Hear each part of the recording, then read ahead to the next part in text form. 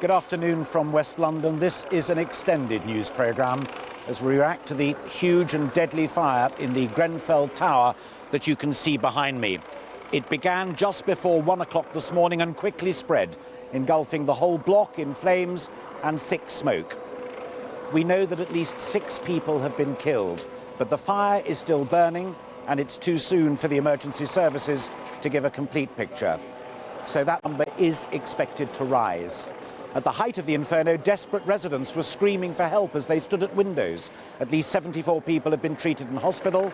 Downing Street says Theresa May is deeply saddened by the tragic loss of life. This lunchtime, as you can see, smoke continues to billow out of the tower block. Firefighters continue to go about their work. Over the next 90 minutes, we'll have all of the latest on the emergency with our correspondents across the scene. And to bring you up to date, our first report from Paul Davis.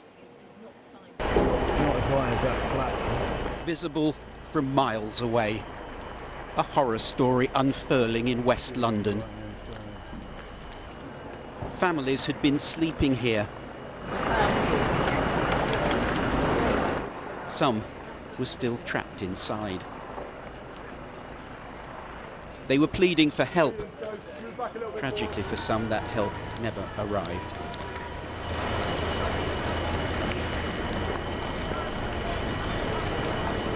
The alarm had been raised shortly before 1 a.m. and firefighters were on the scene within 6 minutes. But by that time, Grenfell Tower was engulfed. The fire had spread with terrifying speed. Anything up to 600 people live in the tower.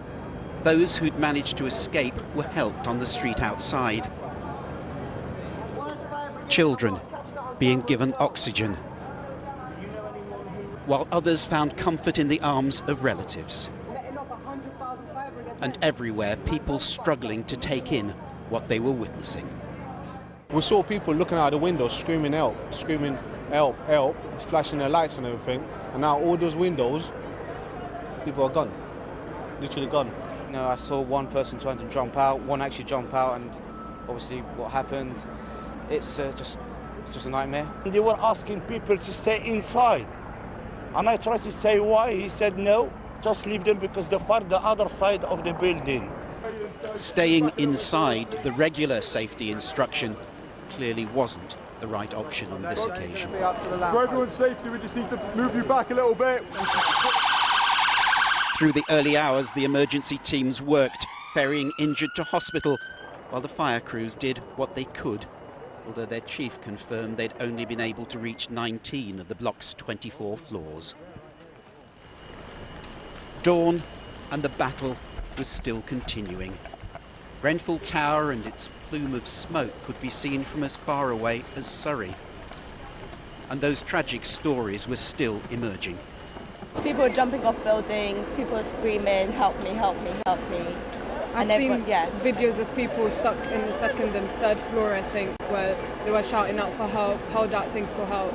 And there's like a guy hanging down. He was trying to escape. Trying to jump. And banging on windows, you know, you could hear women, men screaming, shouting out for help. And I mean, when the fire got to its peak point, I could actually hear a man screaming, and then all of a sudden the screaming just stopped. Some residents blamed new cladding, part of a refurbishment of the tower, for spreading the blaze. And I see the fire blazing and coming up really fast because of the cladding. The cladding was flammable, and it just caught up like a matchstick. I have an old auntie in her late 60s, and so from the 17th floor we started. I woke her up; she was sleeping, and we started to come down. 7 a.m. Grenfell Tower is still burning. Parts of it disintegrating. And there were still people trapped in it. The look of a man who has waited all night for help. The emergency services have now confirmed that at least 6 people have died.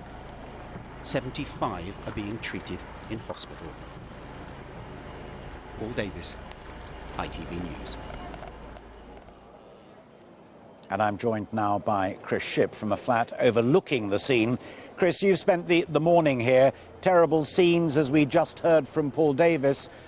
One survivor talking about a disaster out of a horror movie, and yet great acts of heroism and kindness from fire officers and local residents. What are you hearing?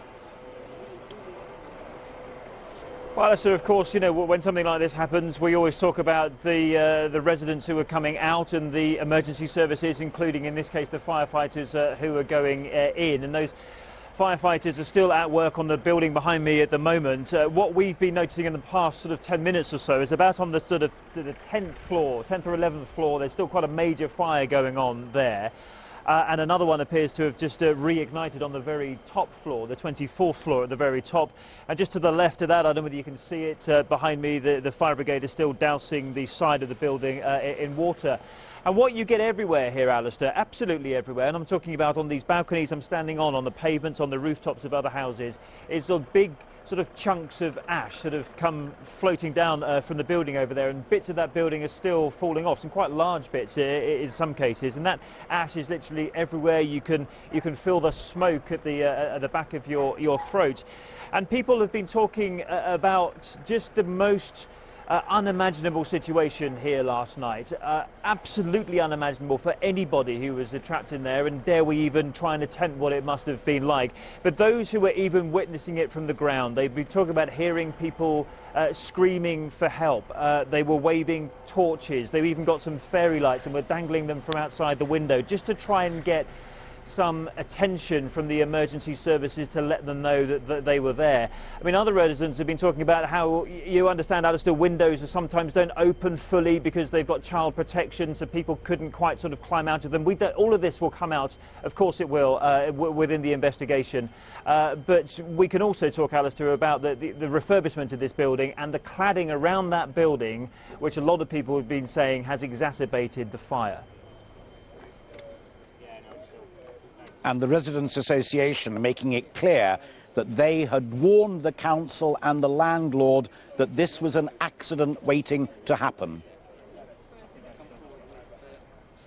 Yeah, that is exactly right. And the Grenfell Residents Association, who were formed, I've been told this morning, because they were trying to stop a brand new school which was being built on a new bit of land just beneath the tower block. I don't know if you can see it. It's like a green and beige coloured building there. And it was when that school was built that the tower block was refurbished and sort of reclad. Now, the Residents Association has been saying that they've been warning about fire safety in this building for some considerable time. But a conversation I had earlier, Alistair, with someone who lives in a house just down here. He was seeing this from about 1:45 this morning. And he said within about 15 minutes, the fire in a corner flat, now there's speculation this morning it was caused by a refrigerator blowing up, but that's, you know, we don't know for sure, but that's certainly what a lot of people are talking about here at the moment. And he was saying the fire that was contained in that corner spread to the very top of this 24-storey building within around 15 minutes. And he blames this cladding because it said it created a flue between the sort of new exterior and the concrete. And he said that refurbishment is responsible for killing people. Chris, thank you. Now, as Chris rightly said, there will be investigations, there will be inquiries by the local authorities and by the fire brigade. But this is what we know as fact so far about what happened. The emergency services were first called to the Grenfell Tower in West London at just before 1 o'clock this morning. The first firefighters arrived less than 6 minutes later. Grenfell Tower is 24 stories high, containing 120 flats, where between 400 and 600 people are said to live. Every floor from the second upwards has been affected by that fire. The Metropolitan Police have, as I said at the beginning of this programme, confirmed that 6 people have lost their lives, but they say that that figure is likely to rise. 74 people are still being treated at 6 hospitals across London, and 20 of them are in a critical condition. The cause of the blaze is yet to be established. Neighbours and local businesses in this densely populated part of West London have been rallying around to do what they can ever since the emergency began. People have thrown open their homes to provide shelter and help to the traumatised residents who escaped from Grenfell Tower and its inferno. Well, Emma Murphy joins us live now. What can you tell us about that community effort, Emma? It's an incredible community effort. It's been going on for hours now. Everywhere you look, there are people bringing water, food, clothing, blankets, the kind of things that those people who've been so dreadfully displaced will need. And many of those who survived are in community centres like the one behind me. Other members of the community have joined them. I'm joined by James. Now, you saw what happened last night and came down here to offer your support this morning. Tell me what will stay with you from the events of the night.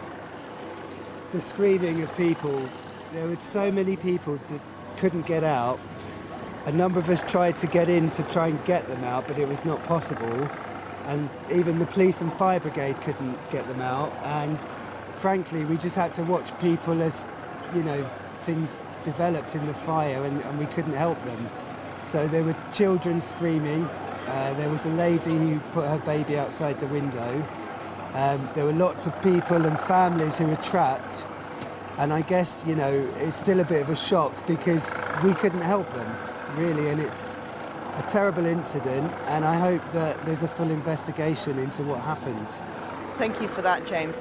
Ikran, if I can turn to you, James was talking about how frustrating it was not being able to help during the night. You're here trying to help today. You're at the community centre. Explain to me your role and what's happening here. Well, first of all, I mentioned earlier, we have a lady, wheelchair case, with her children, and another old lady, and a gentleman with scratched. We've been just looking after them, making sure they have their medication. We've been working with the local GP, which is my doctor, I happen to be, getting in touch with the district nurse to bring emergency supply for their medication because they were just rushed to come out. And we're doing what we can just to make them comfortable and make sure they have taken their medication, they have something to eat.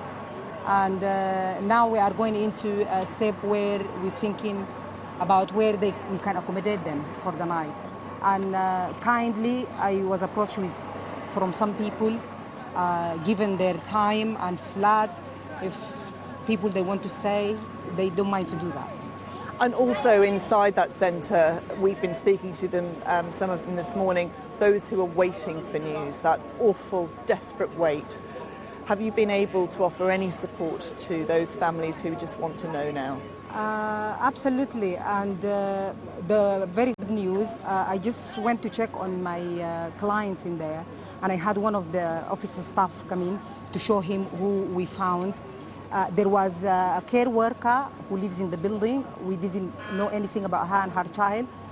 I just heard that she's fine. One of the other, I don't know her, but one of my colleagues, she spoke to her 3 o'clock this morning.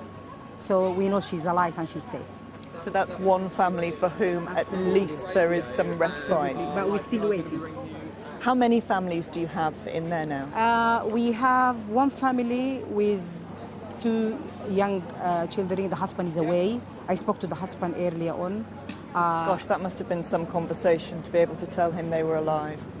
Well, we heard people, keep saying they saw one of her girls on fire, but they couldn't see the mother and the little one. So we're still just hoping that she would be somewhere in hospital or until he arrives. And so there's that husband knows that some of his family are safe, but there is still a dreadful question over other members. Absolutely. How do you feel? You're a lady who works in this community. You know so many of these people. I can't even describe.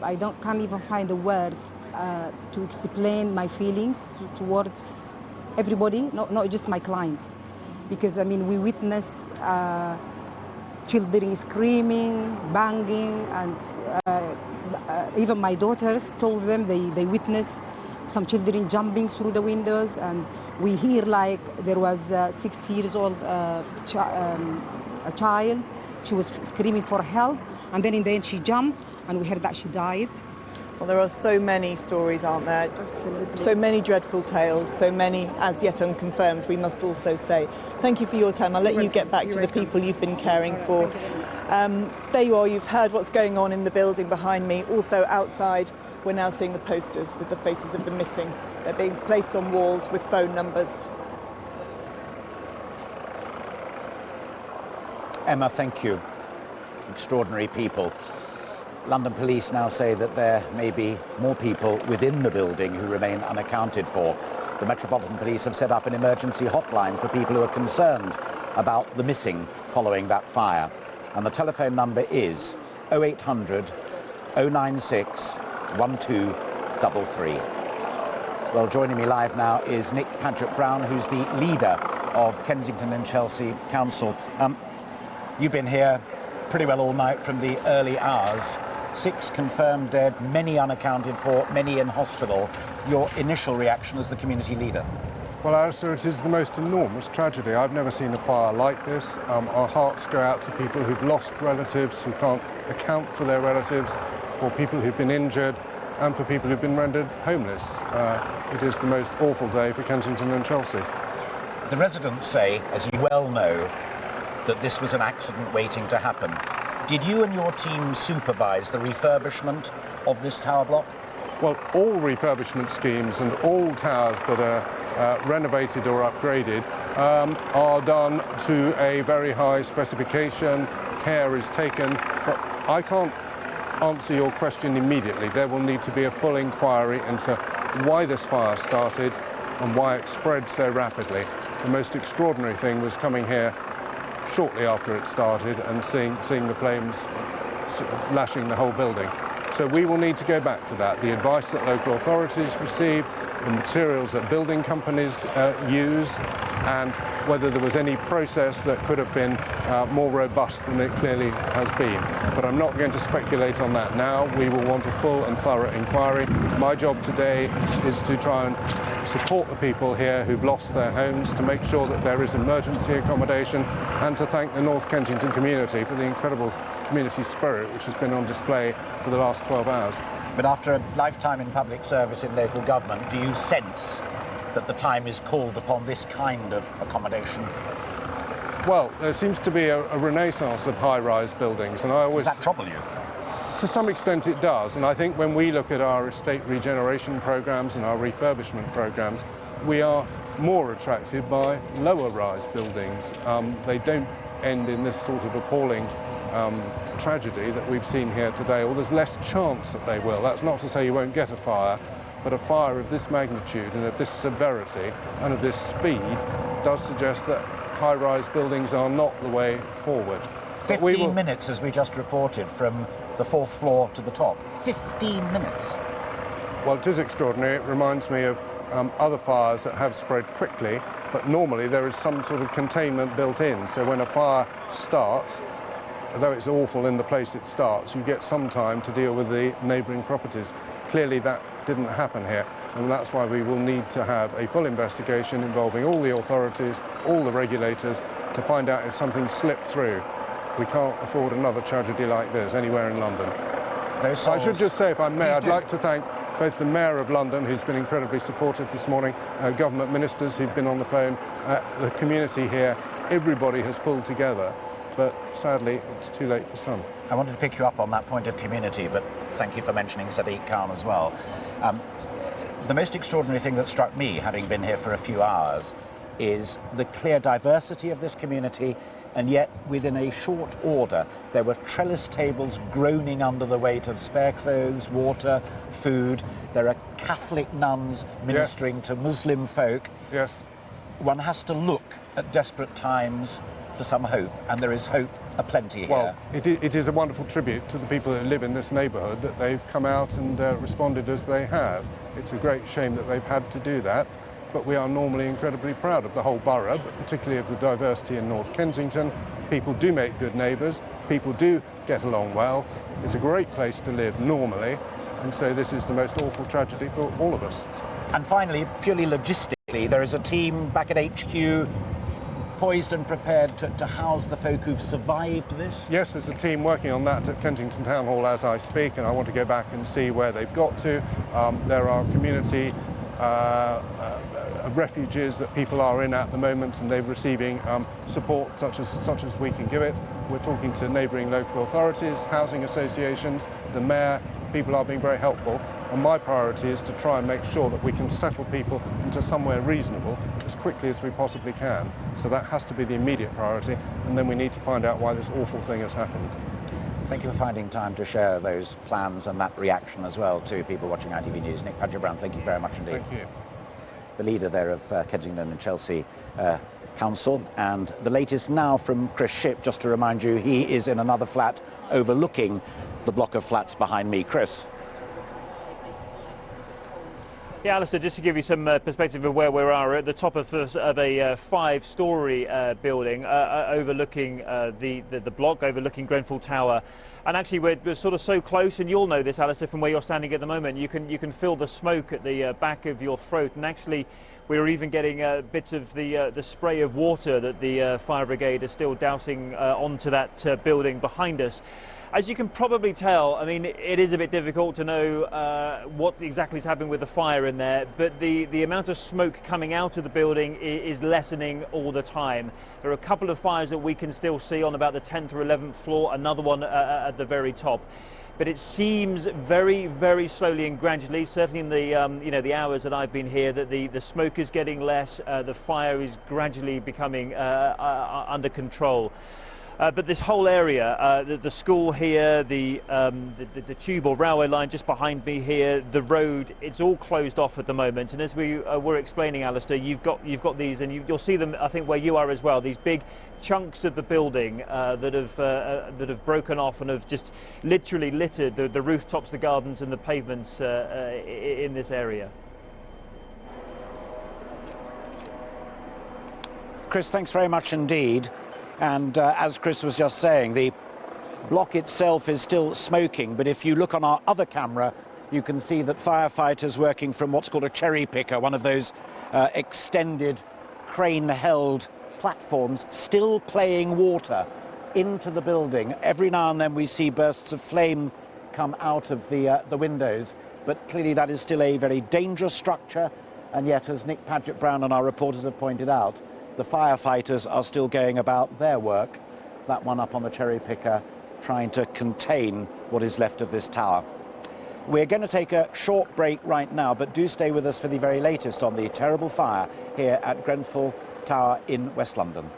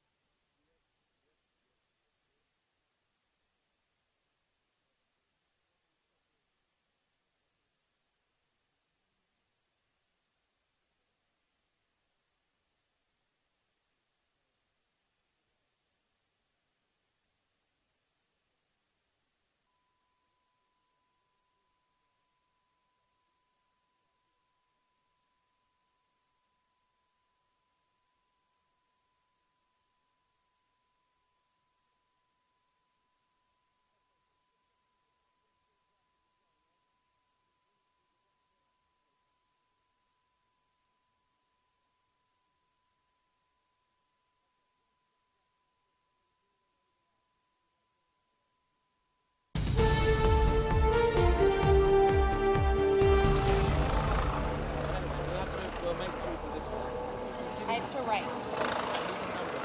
Welcome back to West London. We are live outside the Grenfell Tower following last night's deadly fire in which at least 6 people have been killed. Now, police say there may be people unaccounted for still in the building. The fire service say it is still too soon to say what caused that fire or why it spread so quickly from the 4th floor to the top in 15 minutes, and of course with such catastrophic consequences in a building that had only just undergone a multi-million-pound refurbishment. Now, the construction firm Ryden, which completed that work, has said that it is shocked to hear of the devastating fire and added that it had met all required building control, fire regulations and health and safety standards. But we also know that a local residents group had been voicing strong safety concerns about the building. Our correspondent Richard Gaisford has been at the scene since early this morning. Richard, what have you found out? Well, I've been watching that fire spread very quickly, Alistair. It's been shocking how quickly it's moved up, through and around the building, and how difficult it was really to offer help to anyone on the 13th floor and above. It's only in the last few hours that that high-level crane has been used to get water into the building. They've been squirting these high-pressure hoses from the ground at some point, but that was dangerous and difficult work because we were watching large amounts of the building collapse and fall on to the firefighters' positions. This cladding that had been put on the building over the last 2 and 3 years. Take a look at the shot as you see it now, and as that smoke has gone away, you can see the top half of the building is absolutely destroyed. But what is happening now and what is worrying is that some of the lower floors that weren't alight earlier are now burning, and it's thought that the floors are burning through, that burning material setting light to the floor below, and that is why they're trying to get as much water into the building as possible. As I said, over the last 2 to 3 years there has been this multi-million pounds refurbishment of Grenfell Tower. London Ambulance And Service. we are going now more than 100 paramedics helping out during the course of the night, and more than 100 police officers. And it's worth reminding ourselves that when there are these tragic fires, these emergencies, there are literally emergency services, our firefighters running towards the fire, running towards the danger, whilst encouraging others to run away. We do know that a number of people have died, I'm afraid, and the commander has given you the figures that we have. I'm afraid it's likely that the figures are going to go up. We also know that a number of people have been taken to hospitals. Paul Woodrow, who's the Gold Commander for the ambulance service, will be telling you more about that.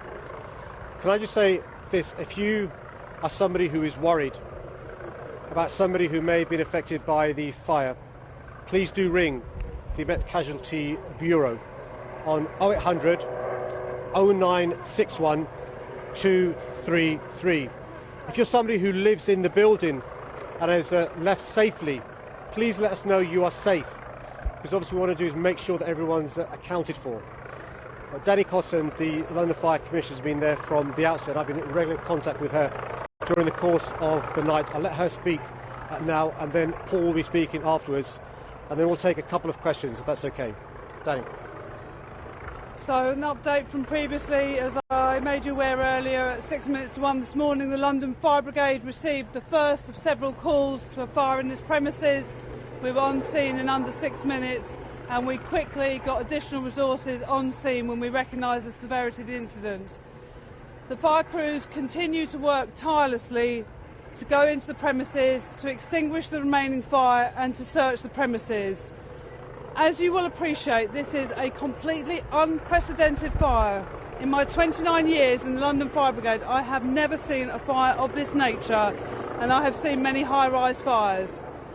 This will, of course, be subject to a major investigation, but at this moment in time, we do not wish to speculate further about the cause of the fire or the fire spread. That is something that will be closely looked at in the very near future. We continue at the moment to search the premises, to try and identify any people. As the Mayor has said, we have concerns that there may be more people still inside the premises. It has been a very large and very significant fire. I anticipate the London Fire Brigade will be on scene dealing with this fire for at least the next 24 hours. Thank you. Good afternoon. I can now confirm that the London Ambulance Service has treated 64 patients and taken them to 6 hospitals across London, including major trauma centres at King's College and at St Mary's in Paddington. I can also confirm that a further 10 patients have presented themselves to hospitals across London. Our thoughts are clearly with everyone who's been affected or involved in this tragic set of circumstances. We continue to have large members of staff, including paramedics, advanced paramedics and specialist trauma teams from the London Air Ambulance, along with our hazardous area response teams that are specially trained and carry special equipment such as the use of breathing apparatus to support our colleagues from the London Fire Brigade in the ongoing management of this incident. As my colleague, the Commissioner of the London Fire Brigade, said, this is an unprecedented incident and there is an awful lot of resource required to manage its ongoing status.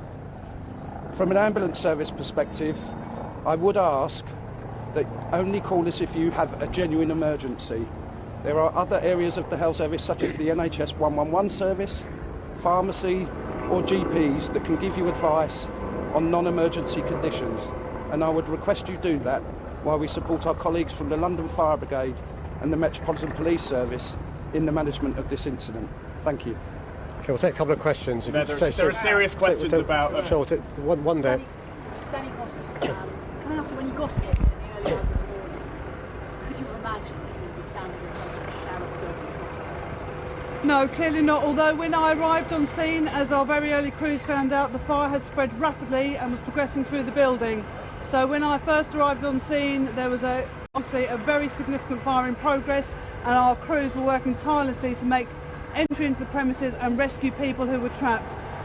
Through our control centre, we took a number of fire survival guidance calls, and we were able to get our crews to go to those flats and assist the people to come out. As I said before, I have never seen a fire of this nature before in my 29-year history.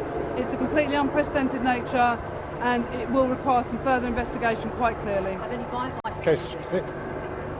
Unfortunately, a number of firefighters have been injured, but only, fortunately, with minor injuries, which, considering the scale and the number of my firefighters who have been involved and how hard they've worked, is a testament to their, professionalism and dedication. They are minor injuries. They are being treated. My colleagues in LAS have been looking after them, and I'm very pleased to say that, we continue to work very closely in partnership together. Okay, John. Mr. Mayor, will you give us an undertaking that any inquiry and investigation overall at the end of all this into how this ever happened, this man-made disaster, is carried out by a completely independent authority that has no relationship with the borough or any of the other factors that were involved in the construction of this building? Well, can I just confirm that the focus of the experts today is the search and rescue? Very soon, I'm afraid, it'll move on to recovery. But there are genuine concerns, reasonable concerns that have been raised during the course of the night, and it's really important that these questions are answered. I'll be demanding answers, and I can reassure you that I'll be ensuring that we have independence in relation to the reassurance we need. We also need to make sure that lessons are learned, but also if, and this is a big if, and Danny's right to warn us of the importance of not jumping to conclusions, if there are mistakes made, we want to make sure we learn them. Boris, BBC News.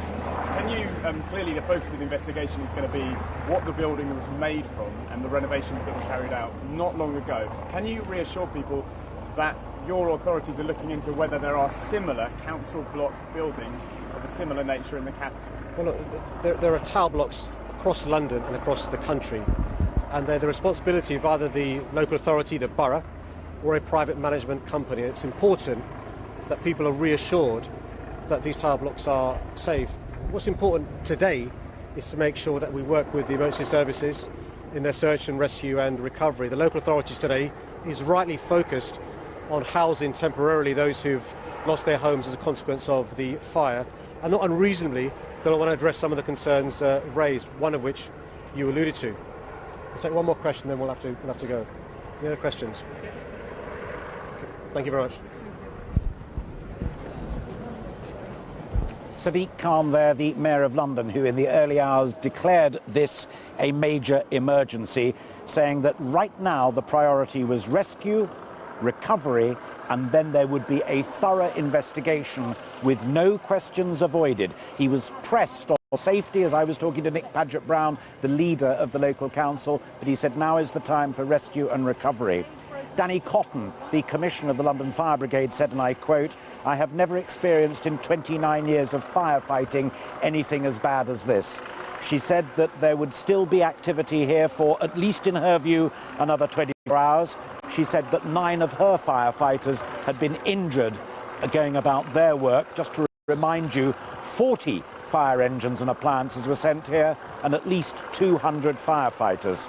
And finally, the London Ambulance Service also said that they had taken 74 people to hospital and they were still in and around the area as that recovery operation that the mayor referred to continues in the tower block right behind me. Now, we interrupted Richard Gaisford to hear what Sadiq Khan and his other colleagues had to say, so we're returning live now to Richard. Richard, you won't have known, apologies, we broke off from you to hear what Sadiq Khan and the others had to say. You were telling us about what you'd found out so far about the investigation agenda, as it were.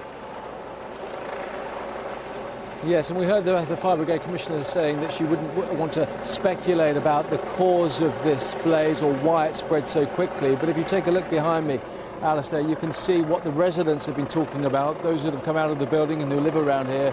It's these panels. Now, the lower part of the building that hasn't burned, you can still see the grey and white panels there. It's thought that they're made of some sort of composite plastic, but above they have burned, and it's said that that helps spread the fire around the building, or that is certainly the fear. Now, the Grenfell Action Group, which represents residents who were worried about the refurbishment of this building over the last 2 or 3 years, published concerns back in November of last year, and this is what they said. It's almost as if they predicted it. They say it is a truly terrifying thought, but the Grenfell Action Group firmly believe that only a catastrophic event will expose the ineptitude and incompetence of our landlord, the KCTMO, and bring an end to the dangerous living conditions and neglect of health and safety legislation that they inflict upon their tenants and leaseholders. Now, of course, we have to point out that there is no evidence at all that the landlords, who are Kensington and Chelsea Tenants Management Organisation, are to blame for the fire. Ryden, the company that was responsible for this multi-million-pound refurbishment, say that the work had been completed and met all required building controls, fire regulations and health and safety standards. I mean, one of the questions that's going to be asked, Alistair, very much is the advice that was posted in the lifts that was given to residents, which told them, in the case of fire, if the fire is not in your flat or apartment, to stay inside the building. Now, it is understood that a lot of people took that advice, and on those higher floors, the floors from 13 and 14 upwards, that may have caused a number of deaths. Now, police at the moment saying 6 people have died here. That figure likely to rise. And when I arrived here on the scene this morning in the early hours, I met people who had seen babies and children being thrown from the windows, and those stories are only now just coming out. Richard, thank you very much indeed. And just to remind you that the Mayor Sadiq Khan has just said, before we heard there from Richard, that it's rescue and recovery at the moment, but precisely that investigation and inquiry that Richard was telling you so much about will happen as soon as possible, and there will be no corners that will be left in the dark. Now, those with injuries and indeed with burns who are suffering from the effects of that thick smoke have been taken to 5 hospitals across West London. 74 people have been treated, 20 are in critical care. Our reporter Sejal Carrier is outside St Mary's in Paddington. Sejal, what is the latest that you're hearing from the people there?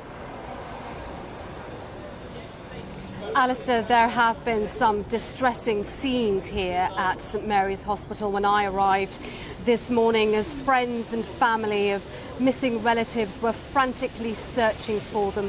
One woman I spoke to was searching for a friend of hers, a mother of 3 who was in her flat on the 21st floor when the fire broke out. She managed to call a friend to say that she was stuck before her phone line went dead, and there has been no word from her since.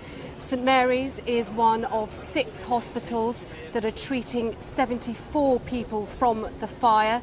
20 of those people are in a critical condition. 3 of those critical patients are here at St Mary's, who are treating a total of 16. Another 4 are being treated at Charing Cross Hospital, which isn't too far from here. And Julian Redhead from St Mary's Hospital earlier told us about some of the kind of injuries that they've been treating.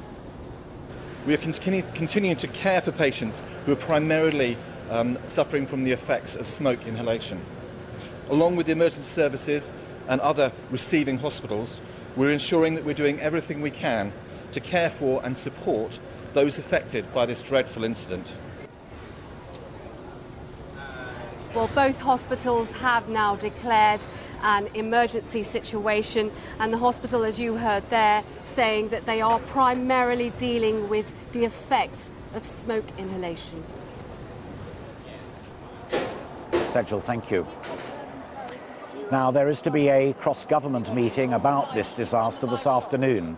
That comes against a backdrop of proposed government reviews of building regulations relating to fire safety, a report that was delayed earlier this year. Our political correspondent Libby Vina is at Westminster. Libby, what more can you tell us about that development? Yes, Alistair. Well, I'm joined by the MP Jim Fitzpatrick, who actually was a fireman himself for 20 years and now sits on the all-party parliamentary fire safety group. They've been demanding from government that building regulations are reviewed in the light of another fatal fire that took place in 2009 and are extremely disappointed that their warnings have been ignored. Can you tell us exactly what you had wanted the government to do? Well, as you said, Libby, there was a fire in Southwark in South London in 2009. 6 people died, over 20 were seriously injured. The coroner's inquiry made a raft of recommendations about similar buildings. One of those was that the building regulations governing construction and maintenance should be reviewed. They hadn't been reviewed for nearly 20 years. We've been pressing the government since the coroner's inquiry, asking when the review will start, when it will conclude, when will we see the recommendations, and so far we've not got answers to any of those questions. Now, those questions were being asked of the Housing Minister, I understand, Gavin Barwell, who's now Chief of Staff in Number 10. How worrying was it that you were getting no response from him? Well, it's been very frustrating since 2013 of a variety of ministers in government because sometimes the responsibilities were split. Minister for Fire, Minister for Building Regulations, Minister for Housing. Sometimes they were co-located. We've been pressing all number of ministers for the past 4 years as to when they were going to move on building regulations, and it hasn't happened. And we were supposed to be having a meeting this month, but the election took place, and obviously we have to reschedule that. But fires like this in London shouldn't be happening in the 21st century. We know enough about building construction, we know about how to deal with these fires, and we should be able to prevent them, or when they do happen, contain them into one room or one flat. We shouldn't see buildings going up the way the building in West London did. And when you saw those pictures, as a former fireman yourself and someone who'd raised this issue repeatedly, you must have been very angry. Angry and frustrated, shocked.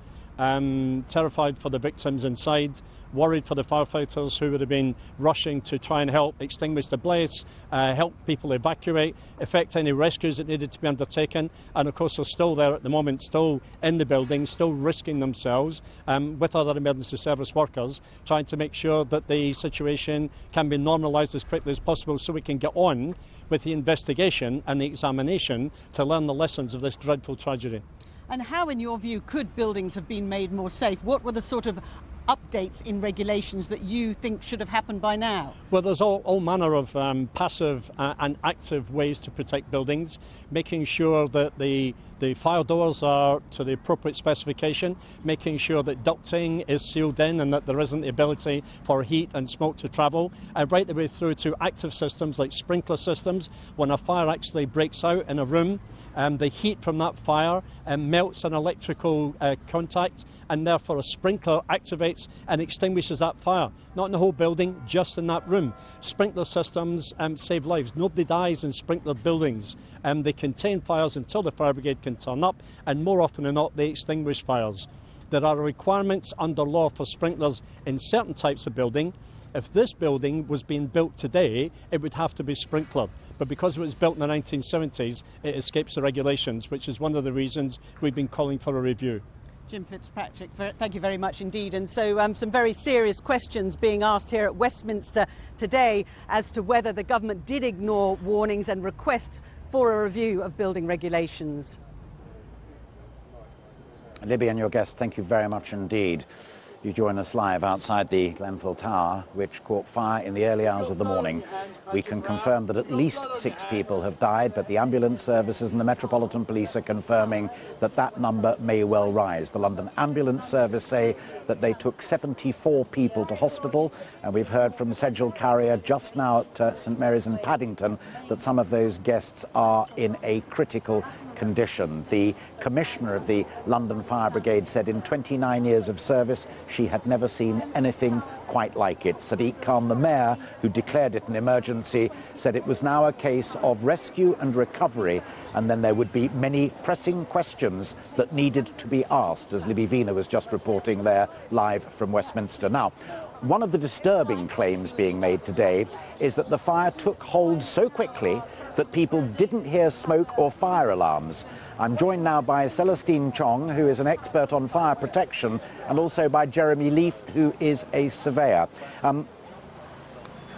want to underline, as the mayor did, that at the moment we don't know a great deal in fact, but if suggestions of non-functioning alarm systems and a fire spreading from the 4th to the top of this building, the 20th story, are true, and that there may have been faulty wiring, how troubling for you as someone from the Fire Protection Association is that? Well, sadly, what we have warned against, this has now happened. For example, in 2014-2015, the Fire Protection Association, or the FPA, we conducted a study on the external thermal insulation cladding system where breaches to the impulse system, such as pipes, bathroom pipes, vents and such like, where it breached the system, it would have caused the fire to spread voraciously and rapidly. The leader of Kensington and Chelsea told me just a few moments ago that all of the plans and all of the construction of this refurbishment was passed off and was signed off. We've just heard from Libby Vina that a review was required and the government kicked it onto the long grass. Big questions politically for folk to answer. Well, exactly. The point is, with building regulations, the guidance in building regulations, so that's the approved document B. So the existing regulations could have been followed and it was still an accident waiting to happen? Yes. Well, in quite a few years ago, 3 coroners, as a result of Lacanau fire, had made recommendations under Rule 43 of the coroner's rules, specifying that there could have been future incidences or fire deaths. Now, clearly this has happened. Jeremy, let me bring you in, if I may, Jeremy Leaf, a surveyor. We've been told by the London Fire Brigade that in their view this structure would collapse. It will be a burnt out shell, but it won't collapse. They know what they're talking about, but you're a surveyor. Do you concur? Well, of course we haven't carried out a very detailed investigation, but it seems to have held up remarkably well considering what's happened to it. Clearly the most important thing, first and foremost, is the people, and then we can have a look at what's happened, how it happened, and learn lessons as soon as possible for the future. The refurbishment that Celestine was talking about was in the last couple of years, but the building itself is considerably longer. It was built considerably longer ago than that. As a surveyor with detailed knowledge of these high-rise blocks, structurally it's essentially safe. It's a question of whether it's safe from fire. But what it does, it begs the question, if this is vulnerable, this building is vulnerable, as charter surveyors looking around this area, we just have to look at how many other buildings are like that. And it was refurbished extensively only last year. How many more are vulnerable? That's the most important question we have to answer as soon as this has been investigated. Nick Patrick-Brown also said to me that looking forward they were considering low-rise, but you know this area where we are. That's a big call for a lot of folk who want to live and be found homes.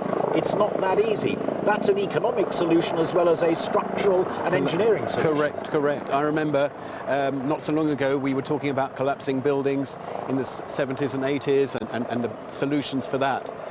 It's not necessarily a knee-jerk reaction. The first point must be investigate what happened here. Was it human error? Was it an accident waiting to happen? And then learn the lessons and move on as soon as possible. Again, I want to underline what Sadiq Khan said, rescue and recovery, but then an inquiry. Should part of that inquiry be exactly as Jeremy's just said? Not only what happened here, but what might happen elsewhere? Well, the Fire Protection Association is working with the Fire Sector Federation along with RICS and RIBA, which is the British architects, looking specifically at technical changes that can be incorporated into approved document B, which could prevent a situation, a horrific situation as such. Brief answers from both of you. You first and then you. You know how much these things cost. You know that we dwell in a time of austerity. Is it your fear that this could simply be a keeping within budget problem? Perhaps. I cannot comment for the councils, but it probably is likely. I mean, we're facing austerity cuts everywhere, but the point is we should not put fire at the bottom. But surveyors and architects put forward plans, and it's the kind of gold standard top and then absolutely going down. I think it's not just a question, as you alluded to earlier, about the building regulations. It's how well they were enforced, and was it supervised, the building works. It's all very well to say we ticked all the boxes, but have they been checked? That's the point. And enforcement is often lacking, sadly. Jeremy and Celestine, thank you very much indeed for joining us. So the Fire Protection Association and the views of Jeremy, they're a surveyor. And again, as I said to them both a couple of times, I want to underline that, as the Mayor said, there will be a full inquiry. That will add to the agenda, as indeed will Libby Vina's report from Westminster about what should have been done, what was done, what worked and what didn't. Now, residents from this local community, a densely populated part of West London, have been rallying around to do what they can ever since that emergency began. People have thrown open their homes to provide help and shelter to the traumatised residents who escaped from the Grenfell Tower inferno. Emma Murphy joins me live now. Emma, you've seen it, I've seen it, Chris Ship's seen it. It has been really quite moving. Been the most incredible show of the community spirit, people coming out in order to try and do whatever they can to help, but also, as well as seeing those incredibly moving scenes of people coming together, we are surrounded here by people who are waiting for information about those they know and those they love. I have one of those gentlemen with me now, Mohammed. Tell me your situation. You saw the fire last night and you are now waiting to find out about family and friends. Families and friends, mostly relatives. Relatives that are in the 18th floor, 5 of them, 3 kids, 2, a mother and a father. And on the 20th floor, another 3 a mother and dad and two kids. And I also had the friend on the 11th floor. She's been rescued. That was at 4 this morning that she was rescued and taken to St Thomas Hospital anyway for lunch. She phoned us at 4 o'clock to tell us that she was in her bedroom and she's stuck actually in the thing. So we passed the phone to the police officer. The police officer spoke to her and discussed with her what to do and everything. What advice was he able to give her? We gave him the phone, so we was cordoned off, so he took the phone, was talking to her, brought the phone back to her brother, which my brother's my friend.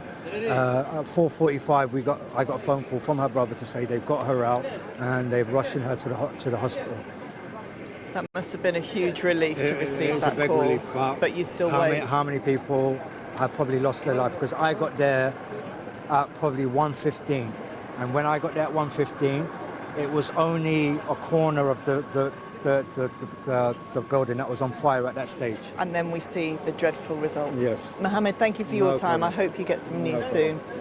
From this community centre, I'll hand you back to the studio. Emma, thank you very much indeed. We're going to take a short break right now, but do stay with us for the latest on the terrible fire here at Grenfell Tower in West London.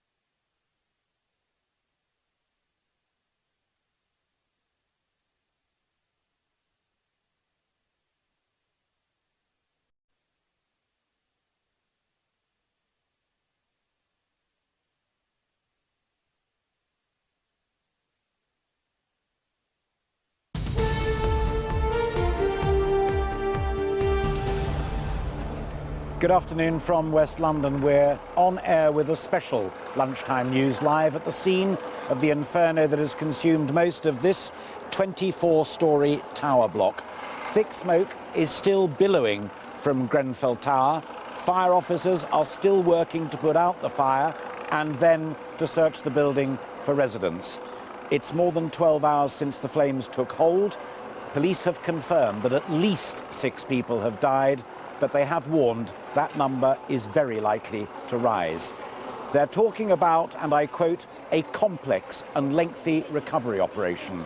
74 people have been treated in 6 hospitals. Downing Street says that Theresa May is deeply saddened by the tragic loss of life and has called a cross-government meeting this afternoon. Chris Shipp joins me live now from another flat that's overlooking this tower block. The latest from you, Chris? Well, Alistair, we're on a balcony of a 5-storey block of flats, literally opposite Grenfell Tower behind me. You can see, I mean, most of the flames have now been put out, but smoke is still coming from it. The fire brigade have been working on it all morning, obviously. And I was talking a few moments ago to someone who runs a housing association. They operate a couple of the properties inside the tower. One of those properties, they told me, is right on the 24th floor. They say it's an elderly lady who they managed it for, and at the moment they say she is unaccounted for. And I think that gives you a sense, Alistair, of actually how much confusion there is. Were the people in their properties, were they at work? Who managed to escape, who didn't, and that is clearly the work of the council and the police at the moment. Just alongside me here, we've got Vasiliki, who lives at a couple of floors beneath us. Is that right, here? And just tell me, at what point were you woken up last night, and what is it that woke you up? 1 o'clock, we heard the children's voices. They were screaming, "Help! Help! Help!" And when we came out, we also heard, "Shall we jump off the building?" They were quite high up. And so you were hearing people saying, "Shall we jump?" And this was from not the ground floor or the first floor? It was very high up, above the 10th floor. So such were they in, such panic they were in, they were considering on something like the 9th or 10th floor and jumping? And just screams. Of course, your natural human instinct is to want to help. Fire, yeah. What was your immediate action? I pulled the hose from my balcony to try and put out the fire, but it was crazy. My son said, "What are you trying to do? It's far away." While it might seem crazy now, that's your instant human reaction, is to want to try and help to put out the fire. It was a few hours earlier that I was using the hose, and I thought, oh, I can use it for the fire, but of course. Just explain to me, if you would, where do you think the fire started, and it was around the other side, but how quickly did it spread? It's east, west, no, it's at north. That corner there, it started in that corner there, and it was very intense. It was going up, up, up. And then when I came out and I went around, I saw it spreading that way. And gradually it went to the middle of the building. And it was much, much later that the rest of the building got into fire, probably after 3 o'clock. The other half of the building got into flames. And I've spoken to some eyewitnesses this morning who say because of the sort of new cladding that they put on the outside of the building, they thought that the flames spread upwards very quickly. Was that what you saw? Yes, especially in that corner, but later on it also depended which way the wind went, because it came along, this way as well. You mentioned just now, obviously, your initial reaction was to try to help with a hose. What did you do then? Because you went round and you helped to comfort some of those who were just praying for their relatives. Outside the swimming pools, the Kensington Sports Centre, there were a number of ladies and men crying and, praying that their family would be saved. Some of them said that their family lived on this side of the building, which was not yet on fire. But, eventually it got into flames as well, this part of the building. And by then you're at the point where you can... And they were completely out of state. One boy said he spoke to his grandfather, who couldn't go anywhere in the flat, so he was locked in the bathroom, and that was 10th floor, something like 10th floor, so he didn't know what happened to his grandfather. So he was on the mobile phone to his grandfather, who was basically trapped in his 10th floor flat. On that side of the building. And then another lady said her husband was living up there, another lady said her sister with 3 children. And when I made the circle, I was coming down this way. We met a lady with the pram, and she said she spoke to her mom and three children. I don't know whether they are her sister's children. There were a lady and three children who lived on the 22nd floor on this side of the building, and she was hoping that they would be alive. So just explain to me that at the bottom of the block of flats, you've got a group of people, either they've been able to escape the flat themselves or they're just relatives who know people who live in there, and they are basically helpless. There's nothing they can do. They know they're trapped. As you just explained, they're on the mobile phone to them, and no one can help. We couldn't do anything.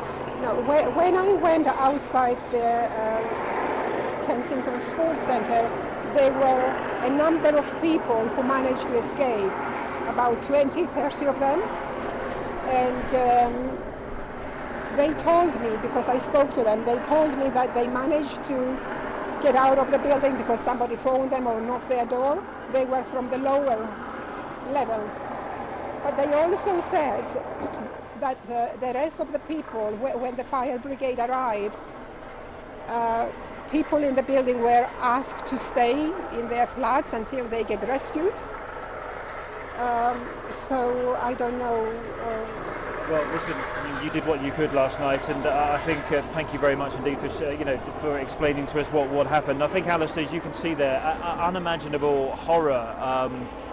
Families who knew that their loved ones were inside the flat and were trapped. You can sort of barely imagine the sort of scenes that we had here in the early hours of this morning. And you know, right now, as I've been saying, sort of bits of this the building have been falling down around us all morning as the fire brigade continue to try to contain what was a horrific incident last night.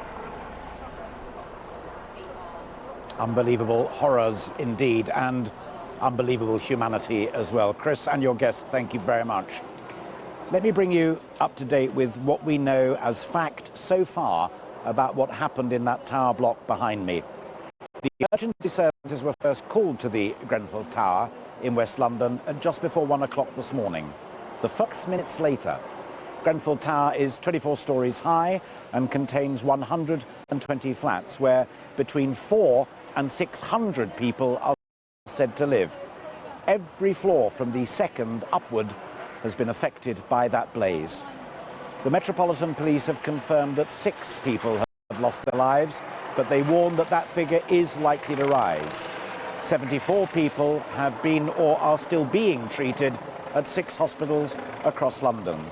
20 of them are said to be in a critical condition. The cause of the blaze is yet to be established.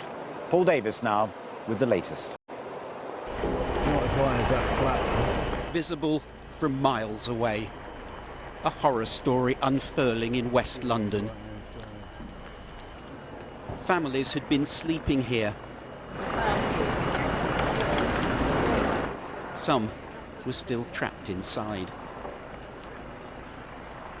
They were pleading for help. Tragically for some, that help never arrived.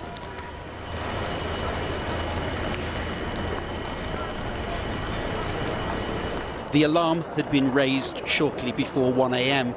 and firefighters were on the scene within 6 minutes. But by that time, Grenfell Tower was engulfed. The fire had spread with terrifying speed. Anything up to 600 people live in the tower. Those who'd managed to escape were helped on the street outside. Children being given oxygen, while others found comfort in the arms of relatives. And everywhere, people struggling to take in what they were witnessing. We saw people looking out the window screaming help, help, flashing their lights and everything. And now all those windows, people are gone, literally gone. No, I saw one person trying to jump out, one actually jump out, and obviously what happened, it's just a nightmare. Some residents had filmed that nightmare as it happened around them. There's a family there, there's a kid.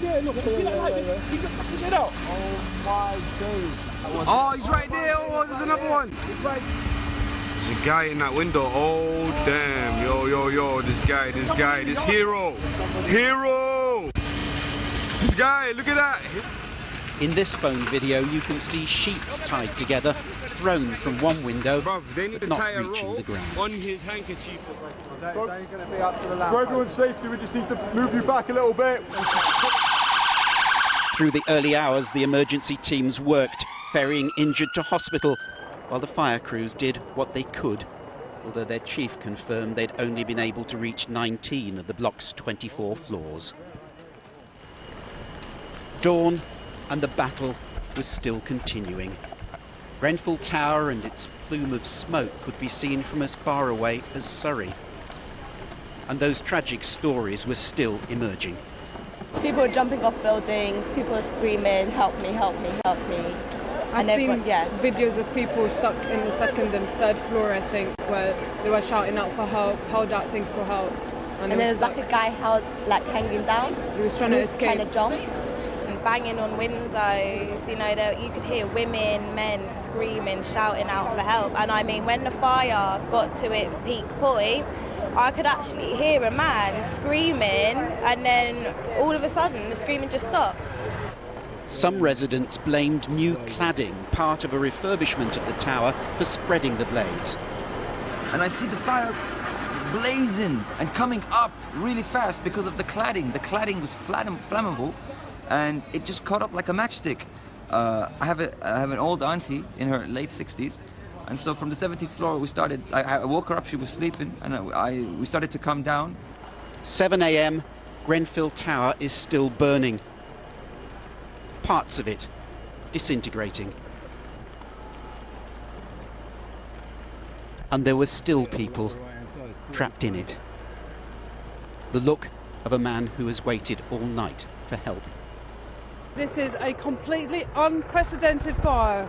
In my 29 years in the London Fire Brigade, I have never seen a fire of this nature, and I have seen many high-rise fires.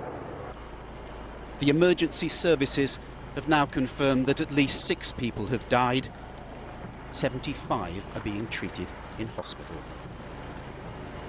Paul Davis, ITV News. Throughout the morning there have been developments and observations that this is a rescue and recovery operation. There are 6 people who are confirmed dead, 74 who are in hospital, but what remains within that tower sadly remains a mystery. Richard Gaisford is overlooking it from a different angle to where Chris Shipp was, and he joins me live now. Richard, what's the latest that you're hearing?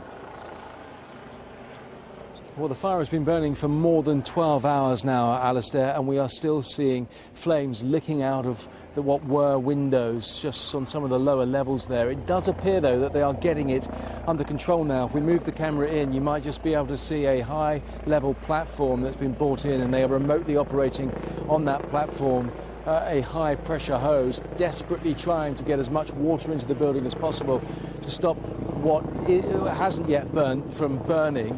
Structurally, the outside of the building we can see has certainly been affected by this, and we are constantly seeing large panels falling off to the ground. Even still, large areas of the roof were alight a few hours ago, and it was the speed that the flames worked their way through from what is understood to be the 4th floor up, around and through the building to the very top that has been so shocking.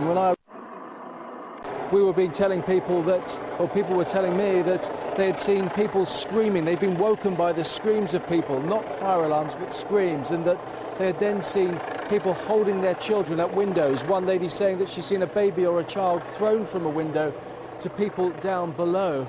And it is absolutely frightening to think what it would have been like to be on the levels that you're looking at now, where the hoses couldn't reach in the early part of this operation, and where firefighters couldn't get up because, as we understood it, the emergency staircase was blocked by fire. A very frightening situation indeed. Many of the questions now being asked, Alistair, about the outside cladding that we've seen burn so quickly throughout the night and into the morning. That plastic panel, or supposedly plastic panel, that have been put on over the last 2 or 3 years, changing the look of the building completely. It's being said by many of the residents helped the fire to spread, and that is why so much of the outside of the building that you can see now is charred. It does appear that it's now under control, but as that smoke disappears, you can see the sheer level of destruction in that building, and you can see too just how much work is still to be done in terms of getting into it to make sure that there are no victims left inside. Richard, thank you very much. Richard Gaisford there talking about the extraordinary efforts that firefighters went to. They arrived within 6 minutes of that first emergency call. In the end, there were more than 200 firefighters here with 40 appliances. And the commissioner of the London Fire Brigade confirmed within the hour that 9 firefighters have also been injured in their efforts to extinguish this fire and then to rescue and recover the people who lived here. Now, Joel Hills is outside the offices in East Sussex of Ryden, the company that carried out the £8.5 million refurbishment of Grenfell Tower. Joel, the company have already said that all the work met regulatory requirements. The leader of the council has confirmed that. So what can you add? Well, look, first and foremost, Ryden Group, which owns the construction company that carried out the work and the refurbishment work on this project, which finished last summer, is clearly a project they were rather proud of. It appears on their website. It involved putting in the cladding, double glazing windows, general refurbishment and maintenance of the building, and an energy efficiency project. It was a significant investment by the owner of the council, the owner of the tower block. Now, it has said, we've had a statement from the company, it has said very clearly that all the building control fire regulation standards were met. So it is very clear that as far as they were concerned, everything was done as it should be. The chief executive of this company, and it is a big one, it has contracts in the southeast and in London with a number of local authorities and the NHS, turns over about £240 million a year. The chief executive, a man called Bob Bond, we're waiting to hear from him still. But I think there is going to be some attention on the company that effectively contracted the work to Ryden Group. It was the tenant management organisation. It set its annual accounts, Alistair, interestingly show that there was a fire at Adair Tower in October 2015, also in the same local authority, a 14-storey block of 78 flats. London Fire Brigade carried out an audit after that fire, an arson attack as it turned out. No one was hurt in that occasion, but it was extremely critical of the Tenant Management Association, and it looked at the fire risk and listed a catalogue of failures that the council, the Tenant Management Organisation on behalf of the council had to address. Joel, thank you very much indeed. And as Libby Wiener reported a little earlier, there is a cross-party meeting at government level this afternoon, perhaps a sign of the new political times that we live in, that we'll be looking at these questions. And Sadiq Khan has also said live on this programme that once the rescue and recovery phase is completed, then he too will have tough questions for people like Ryden, like the Kensington and Chelsea Tenants Management Company, what this building was like before the fire struck and why, by all obvious evidence, it failed to resist the inferno that broke just after 1 o'clock this morning. Now, in the midst of those horrifying events, there has been a quite extraordinary upsurge in community spirit right here in this part of West London. Neighbours, local businesses, all of them throwing open their homes and their offices to provide help and shelter. Trestle tables groaning under the weight of clothes and drink and water for the traumatised residents who escaped from the flames. Emma Murphy joins us now. Emma, you've been here all morning. Give us a sense of that mood and how people have been responding so magnificently to this horror. The response is incredible. People have been coming here with shopping bags, with bags of clothes, bags of laundry, anything that they can do to try and help those who've been displaced. But the mood is also, I detect, dropping quite a lot now. There was a resilience before, a hope. There are a lot of people here now who have gone for hours and hours and hours without knowledge of those who lived in that block of flats and who they have not heard from since that fire began. And this morning there was more spirit. I think there was more hope that, you know, as the chaos cleared, there would be clarity and people would be found in hospitals. Now there is a real sinking feeling that there are people, a large number of people, who haven't been heard from for a very long time.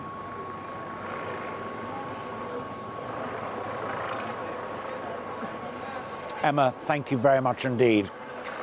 We've had reporters like Emma out and about within the community. We've had reporters like Richard Gaisford who are overlooking the tower block behind me, capturing the reportage of what's happened here, both in terms of the firefighters' efforts and also, as Emma was just reporting there, the community spirit.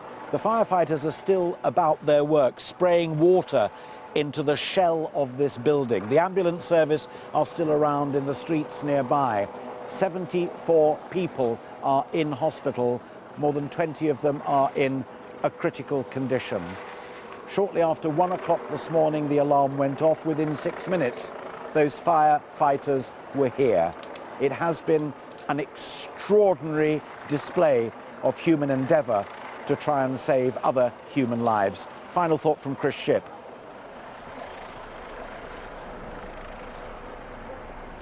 Alistair, one of the things that has been a common thread, if you like, through all the interviews we've done with eyewitnesses this morning is a very distressing thing. It's that they were woken up in the early hours of this morning because they heard screams. We've heard from various eyewitnesses who are talking about people shouting, "Help me." We've had one that we interviewed just here a few moments ago who said that she could hear the screams of children, shallow jump, and these children weren't on the first or second floors, they were on the 9th or 10th floors. As we stand here this lunchtime, people unaccounted. We spoke to a housing association operator who said that he looked after flat 3 top floor, and the person there still missing.